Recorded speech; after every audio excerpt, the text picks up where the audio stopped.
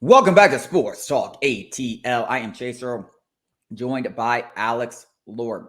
Week one of the NFL. What did we like? What did we didn't? Now, there's going to be some rash judgments about a lot of these teams, and I always try to remind people that it's just week one and things will change. I mean, there's so many examples of it throughout the years, but there were a lot of impressive teams. I'm going to start off with the most impressive team. I think you have to go with the Dallas Cowboys, right? Sunday Night Football, you win 40-0. That defense was suffocating. I thought the Giants looked absolutely terrible. I don't think the Giants are that bad, but I don't think the Giants are good either. And the Cowboys looked very, very good, particularly defensively. Yep. Gonna go back. I don't have the tape on hand, but your boy picked the Cowboys to win the NFC East, and it's because of that defense right there. All Dak Prescott is just has to do enough. And CD Lamb is as good as any wide receiver in the league. I really like the Cowboys this year. If Dak Prescott could just limit the turnovers, they're gonna win the NFC East. Packers looked fantastic. Jordan Love looked great. I'm really down on the Bears, so I'm not going to give them a ton of credit, but they looked really good. And that defense is legit. And the rest of that roster outside of Jordan Love is really, really good. If Jordan Love can play like that, they are not just going to be contenders in the NFC. They're going to win the NFC North, in my opinion.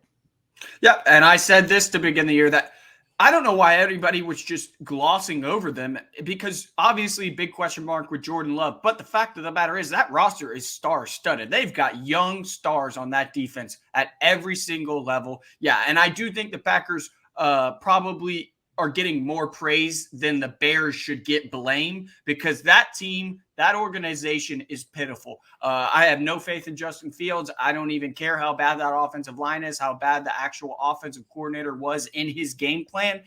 I have just no faith in Justin Fields or what the Bears organization has did. They spent like $60 million on 2 off-ball linebackers this offseason. Yeah, I think we're going to look back in 5 years or something and say them not just taking Bryce Young and dealing Justin Fields, why a lot of the league was kind of high on Justin Fields, which I didn't really agree with either. I think they'll look back as one of those franchise altering mistakes that set you back in almost a decade. It really does set you back a decade if Justin Fields isn't the guy. Other big games, there was the Dolphins. Dolphins, that offense with Tua. I mean, you watched the Bills last night and you watched the Dolphins on Sunday. I walk away. I mean, the Dolphins should be the overwhelming favorite in that tough NFC East, especially without Aaron Rodgers now on the Jets. Yeah, AFC East is going to be loaded again. I don't see, if Tua stays healthy, that's a big if. He has struggled to stay healthy, and a lot of it really isn't his fault. He did some weird stuff this offseason to learn how to fall. I guess it's helping him. I don't know if he's healthy. They win that division, and they're probably the only team I see right now. It's way too early that could challenge the Chiefs in the AFC, in my opinion. 49ers dominate the Steelers on the road. I thought that was one of the most impressive victories on Sunday. I really thought that, I mean, you watched Kenny Pickett in the preseason, you were like, ooh, the Steelers, like, because you know Mike Tomlin's going to have that defense ready, and they're playing at home. I thought this was a tricky matchup. I thought this could be one of those upsets, and the 49ers went in there and just dominated. Listen, Brock Purdy has gone from playmaker or game manager to playmaker. He is no longer just a system quarterback. He is elevating that 49ers offense. They've got top 5 guys at literally every single position. The 49ers look like the cream of the crop in the NFC, in my opinion. All right, well, let's talk about some of the bad. The Minnesota Vikings. A lot of people wondered how fluky that last year was because they won so many games at the last possession. They were really, like, by most metrics, a bottom third team in the league, and they looked like a bottom third team in the league at home against the Buccaneers and losing. Yeah, I think we got to tip our hats to the Bucs a little bit. They came out, they're feisty, kind of taking on the personality of Baker Mayfield, where nobody really believes in you, Baker. Nobody really believes in you, Buccaneers. And they came out and they showed that, hey, we're to be taken a little bit seriously. And that's the NFL. That's a crazy thing. It's like the Buccaneers are going to be having a top 10 pick in the draft. There's no doubt about that in my mind. But they're going to give some fight. They still got some dogs on the defense, and they still got some playmakers on the offense. I think it's more of an indictment of the Vikings for sure, but tip the hats to the Bucs for sure. Rams dominate the Seahawks on the road. I thought that was a big takeaway. The Rams, I mean, everyone, that's another team. Everyone's counting them out, but I'm like, oh, you got Matt Stafford back. You got some weapons. You still have Aaron Donald on the defensive side. I still think Sean McVay's one of the best coaches in football. All of a sudden you're like, are the Rams really as bad as everyone thought they were going to be? I once again am going to pat myself on the back. When we did our predictions in the offseason, obviously I had the 49ers winning, but then I had the Rams next and the Seahawks in third. The fact of the matter is when you have a great quarterback and a great head coach, you still got Aaron Donald on the other side. You're going to be able to win some games. And I do think that the Seahawks were a little bit fluky with Geno Smith. I don't think people were putting him in the top 10 quarterbacks like right around Dak Prescott, right around like Lamar Jackson. It's like, guys, let's pump the brake for a little bit. We saw Geno Smith for a decade, and you think this one season is who he is? No. And let's stay in the division, talk about the rival New Orleans Saints. They squeak out a victory at home over the Tennessee Titans, 16-15. They had 3 picks on Ryan Tannehill, who was just awful in that game.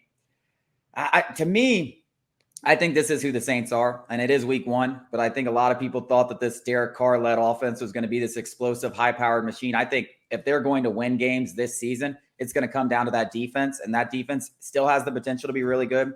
They showed it on Sunday, but it's going to be a lot more about that defense staying healthy and being a dominant group than it is about Derek Carr and this offense being some explosive machine. Yeah, you're absolutely right. And Falcons fans, I'm not going to sugarcoat it for you. The Saints are going to be a tough out. They have a really good defense. They have a defense that could lead them to win the division. There's no doubt about that. And the fact of the matter is we've been saying this about Pete Carmichael, the Saints offensive coordinator, all offseason long.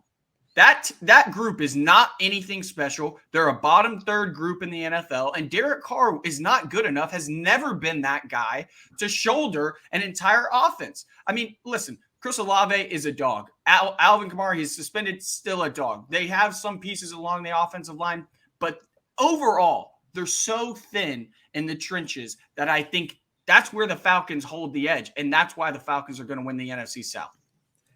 All right, we got 1 or 2 more games here to come. The Browns absolutely dominated the Bengals at home. They defensively, Myles Garrett, I mean, he just had a field day against Joe Burrow. And that Bengals offensive line, they've been trying to fix that for going on, 3 years now? And it just seems like it doesn't get better every year. I don't know what they're doing, if they're signing the wrong guys or what it's doing, but it just has not got better. And now you look at the Browns, Deshaun Watson. People were sleeping on them because Deshaun Watson didn't play a lot last year, and he wasn't great when he was. But now he's got a full offseason under his belt. That defense is legit. I think the Browns make some noise in the NFC North. Yeah, Zadarius Smith is such a big upgrade over Jadeveon Clowney. I don't even think people realize how big of an upgrade that was. And it's going to do wonders for Myles Garrett. I mean, he is the best defensive player in the league right there with Nick Bosa, TJ Watt, and Aaron Donald. It's those guys, and it's not even close, in my opinion. One game I did want to talk about that we haven't really brought up is Jacksonville and Indianapolis. And it's not a game that a lot of people were watching, but I was watching it because I like to see Calvin Ridley. Trevor Lawrence and Calvin Ridley are going to be a duo. When Calvin Ridley put up that insane 2020 season where he went and made an all-pro team, that's going to happen again. But on the flip side, the Colts came out and showed some life. They are going to win a few more games than I think a lot of people are expecting. AR-15. What I tell you about AR-15?